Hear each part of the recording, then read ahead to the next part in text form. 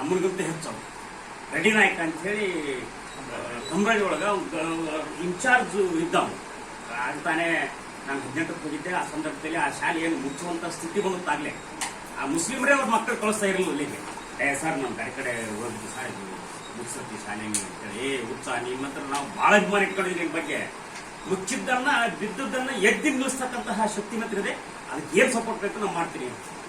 ಆಮೇಲೆ ಅವನಿಗೆ ಒಳ್ಳೆ ಕ್ರಿಯಾಶೀಲ ಇಲ್ಲ. ಕರ್ಕೊಂಡೋಗಿ ನಾನು ಕೂಡ ಒಂದ್ಸತಿಗೆ ಆಮೇಲೆ ಪ್ರತಿಕೋಟೇಶ್ವರ ಲೀಡರ್ ಅದಾರ ಅವ್ರನ್ನ ಕರ್ಕೊಂಡೋಗಿ ಎಲ್ಲ ಮುಸ್ಲಿಮ್ರ ಮನೆಗೆ ಅಡ್ಡಾಡಿದ್ರು.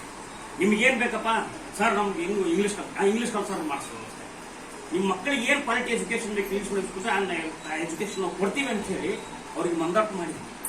ಮಂದಟ್ಟು ಮಾಡಿ 3 ವರ್ಷ ಅನ್ನೋದ್ರಲ್ಲಿನೇ ಶಾಲೆ ಮುಚ್ಚುವಂತ ಸ್ಥಿತಿಯಲ್ಲಿ ಇರ್ತಕ್ಕಂಥದ್ದು. ಅದು ಮತ್ತೆ LP ಲೋಯರ್ ಪ್ರೈಮರಿ ಅದು. ಇವತ್ತು 180 ಮಕ್ಕಳು ಬಂದಿರತಕ್ಕಂಥ ಶಾಲೆ ಇದೆ. ಎಲ್ಲಕ್ಕಿಂತ ಹೆಚ್ಚಾಗಿ ಏನಂತಂದ್ರೆ ಅಲ್ಲಿ ಇರ್ತಕ್ಕಂತಹ ಮಕ್ಕಳಲ್ಲಿ 10ನೇ ಕ್ಲಾಸ್ ಓದುವಂತಹ 90-96% ಮಕ್ಕಳು ಕನ್ನಡ ಇಂಗ್ಲಿಷು ಓದಿದ್ದನ್ನ ಬರೀತಾರೆ. ಅದು ಬಹಳ ದೊಡ್ಡ ಸಾಧನೆ.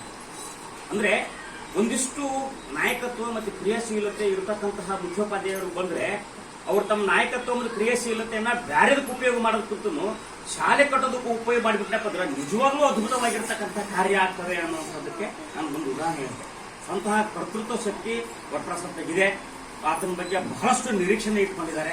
ಬಟ್ ಅದ್ರ ಜೊತೆಗೆ ಎಲ್ಲ ನಮ್ಮ ಸಹೋದರಿಗಳ ಒಂದು ಮನವಿ ಏನಂತಂದ್ರೆ ಇತ್ತೀಚಿನ ದಿನಗಳಲ್ಲಿ ಬಹುಶಃ ಬಹಳಷ್ಟು ಸರ್ಕಾರಿ ಪ್ರಾಥಮಿಕ ಪ್ರೌಢಶಾಲೆಗಳು ಹಂತ ಹಂತವಾಗಿ ನಗರ ಪ್ರದೇಶದಿಂದ ಮಾಯ ಆಗ್ತಿದೆ.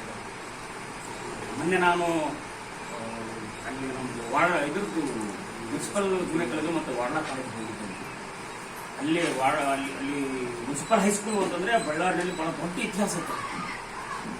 1500, 1600, 2,000 ಇರುವಂತಹ ಸಂಖ್ಯೆ ಅದು ಇವತ್ತು 150 ಬಂದಿದೆ.